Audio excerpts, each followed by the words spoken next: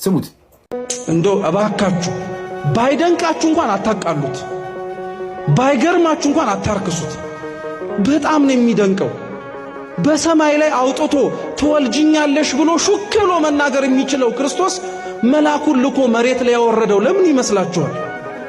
በሰማይ ላይ ሁሉን ጣጣ እኮ ጨርሶ ማውረድ ይችል ነበር። እናቱን ሰማይ ድረስ ያላወጣት መሬት ላይ የምትመላለስ ተአምር እንዳለች ልብ እንድንል።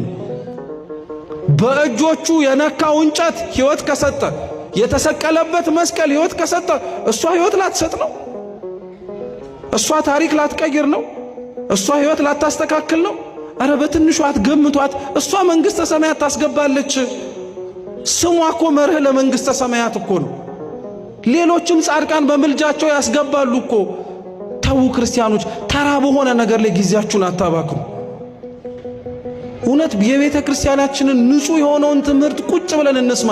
በዚህም በዛም በሚያወላግደው ነገር ላይ ጊዜያችሁን አታባክኑ።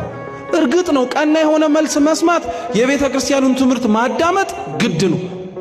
በሰማችሁት ወሬ ሁሉ ባደመጥነው ውርጅብኝ ሁሉ ግን አትረበሹ። እንዴ ስለሷ ተአምር ለማወቅና እሷ እናንተን በምልጃዋ እንዳዳናችሁ እኮ ለማወቅ ተአምረ ማርያም ተገልጦ እኮ መነበብ አይጠበቅበትም። እናንተ ራሳችሁ እኮ ያልተገለጣችሁና ያልተነበባችሁ የሷ ተአምር የተጻፈባችሁ ገጾች ናቸው።